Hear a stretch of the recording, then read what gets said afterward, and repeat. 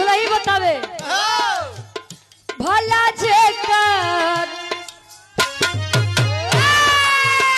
भला जेकर पिराई हो जाने दूसर केहू का जाने भला जेकर पिराई हो जाने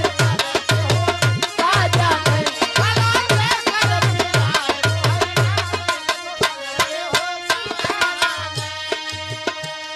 कहे जे करे नाही फटी बेवाई आऊ का जाने फिर पराए जे करे ऊपर बीतत हुई जानत का दुल्ही बतावे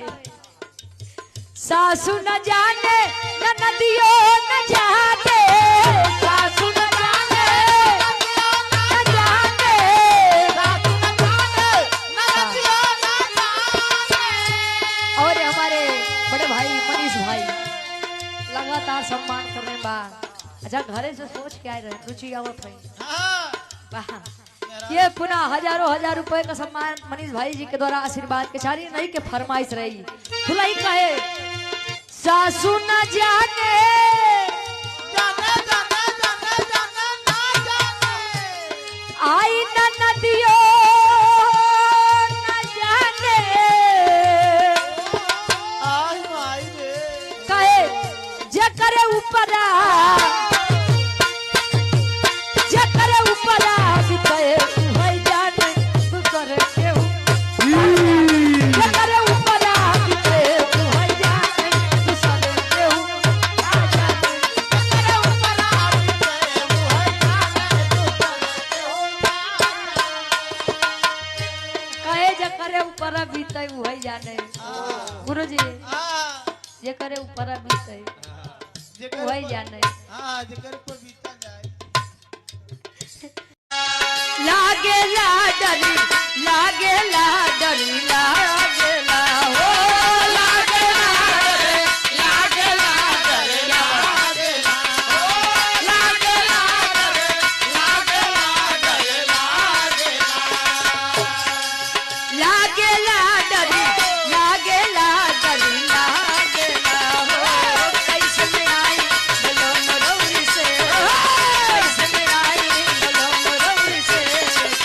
आवत में डरी लागे ला हो कैसे में आई बोलो मरौरी से आवत में डरी लागे ला कैसे में आई बोलो मरौरी से आवत में कहे कैसे मैं आई बोलो मरौरी से हां आयावत में डर लागेला लागेला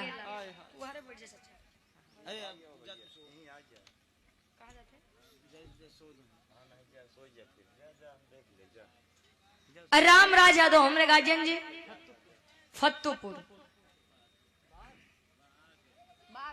फत्तूपुर बाग से हमरे गार्जियन जी राम राज यादव जी 100 रुपए का सम्मान और शुरुआत की कड़ी में ही सम्मान कर दिया गया था आदरणीय पूज्य हमारे गार्जियन जी 500 रुपए तक सम्मान किए थे और हमारा हौसला अफजाई किए थे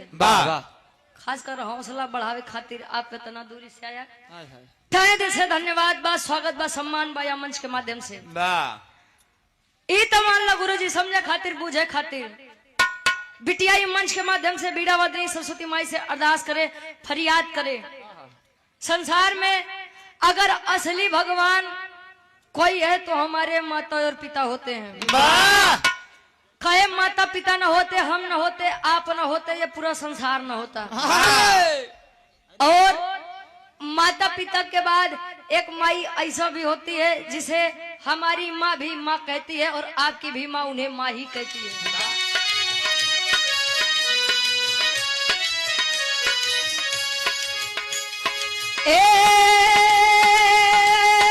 माई हो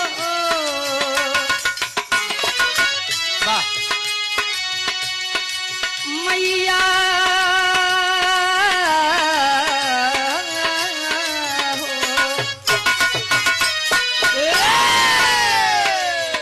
बीड़ा वाली